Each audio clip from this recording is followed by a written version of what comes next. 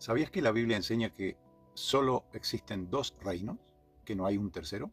O perteneces al reino de las tinieblas o perteneces al reino de Dios. Cada uno tiene un rey, un gobierno y tiene sus ciudadanos.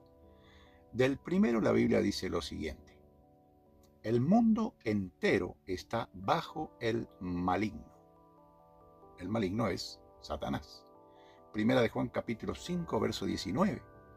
Y del segundo reino dice lo siguiente: Dios nos ha librado de la potestad de las tinieblas y nos ha trasladado al reino de su amado Hijo. El segundo reino. Colosenses 1.13 es el reino del Hijo, el reino de Jesús. Ahora bien, la pregunta que puede surgir es: ¿cómo se pasa de un reino al otro? Bueno, no necesitas cambiarte de religión, no necesitas pagar dinero, no necesitas intentar ser una buena persona para que Dios te acepte en su reino. Tampoco podés ganar tu aceptación delante de Dios por medio de hacer buenas obras. En realidad, es muy fácil pasar de un reino al otro y a la vez muy difícil. Voy a explicar las dos partes. Primeramente, la fácil. Lo que Dios pide es arrepentimiento y fe en el Señor Jesucristo, quien pagó nuestra culpa en la cruz del Calvario. Ahora, ¿qué significa eso? Reconocer delante de Dios que soy un pecador, una pecadora, y no puedo salvarme a mí mismo. No puedo borrar mi culpa. Necesito un Salvador. Entonces la persona pone su confianza en la persona de Jesucristo, quien ya pagó por sus pecados en la cruz. Ya la deuda fue saldada. Sí, es reconocer delante de Dios que soy un pecador, que no puedo salvarme a mí mismo, no puedo borrar mi culpa, necesito un Salvador. Entonces la persona pone toda su confianza en Jesucristo, quien ya pagó por sus pecados en la cruz. Eso no se trata de religión, es un acto entre la criatura y su creador.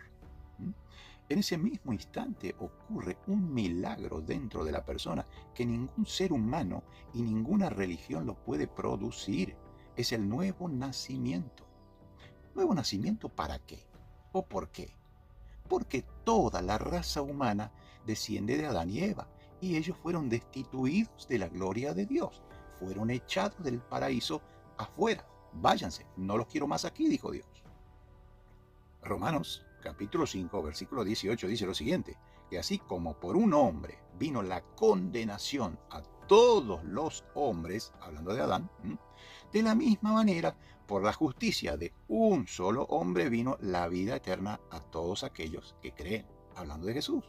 Por supuesto que hay otros múltiples pasajes que hablan exactamente de lo mismo, pero ya merecería un estudio bíblico aquí, ¿no es cierto? Nada más que estoy sintetizando algunos. Este acto de arrepentimiento produce el nuevo nacimiento y Dios viene a morar en la persona del Espíritu Santo dentro del nuevo creyente, aquel que ha puesto su fe en Jesús. La Biblia lo dice: yo y mi Padre, dijo Jesús, vendremos a Él y haremos morada en Él. San Juan 14:23. El apóstol decía estas palabras a unos hermanos de la iglesia de Corintios. ¿Acaso no se dan cuenta ustedes, les decía, que ustedes son el templo del Espíritu Santo y que el Espíritu Santo mora en ustedes? 1 Corintios 6:19. Le doy los textos para que lo verifiquen. Bueno, dije que había una parte fácil y una parte difícil. El orgullo humano. A la mayoría le cuesta reconocer que necesita ser salvada. El que se considera muy bueno suele pensar que no tiene nada de qué arrepentirse, que con hacer obras buenas, acciones buenas, puede llegar a Dios. Pero acuérdense que en el reino de las tinieblas hay engaños, mentiras, y por lo tanto los que habitan allí son constantemente engañados para no aceptar ese arrepentimiento. Porque también la Biblia lo menciona, dice que el príncipe de este mundo, hablando de Satanás, cegó el entendimiento de los incrédulos para que no vean y no les resplandezca la luz del Evangelio. La Biblia enseña claramente que el problema no es solamente lo que hacemos, sino lo que somos por naturaleza. Todos nacimos en la familia de Adán, o sea, una naturaleza pecadora. ¿Qué es eso de la naturaleza? Bueno, el perro ladra porque su naturaleza de perro lo hace ladrar. La gallina pone huevos porque es su naturaleza. La paloma come semillas porque es su naturaleza y el cuervo come carroña porque es su naturaleza. Así el hombre peca porque es pecador. No es pecador porque peca. ¿Mm? En el nuevo nacimiento ocurre una transformación. Es algo así como que Dios transforma al cuervo en una paloma, o podría decirse que palomiza al cuervo. ¿Se entiende? A partir de allí, el cuervo ya no quiere comer carroña. Ahora comienza a gustarle el maíz y la semilla. Jesús fue muy claro en esto. Él dijo, les es necesario nacer de nuevo. Juan 3:7. No se trata de mejorar la vieja naturaleza, sino de recibir una naturaleza nueva que solo Dios la puede dar. Y le preguntaron esto a Jesús. ¿Cómo vamos a saber quién tiene esa nueva naturaleza? ¿Quién tiene esa naturaleza y fue pasado de el reino de las tinieblas al reino de la luz? La respuesta también la dio Jesús. Él dijo, por sus frutos los conoceréis. Mateo 7:16.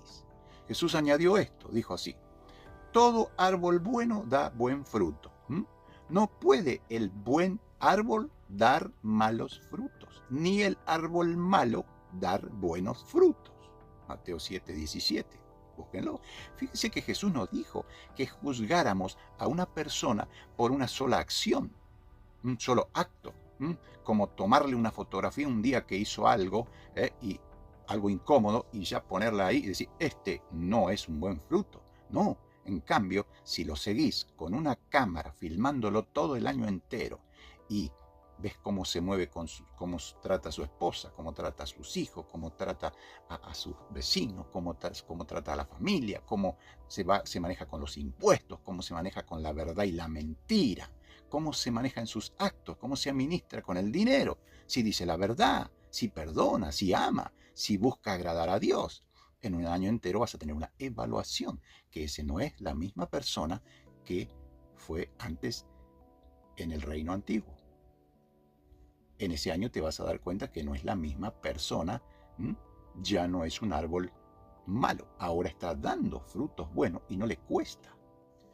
No estamos diciendo que esa persona nunca más puede pecar, no, lo que estamos diciendo es que ahora su vida tiene una dirección diferente, completamente distinta, porque Dios le cambió la naturaleza.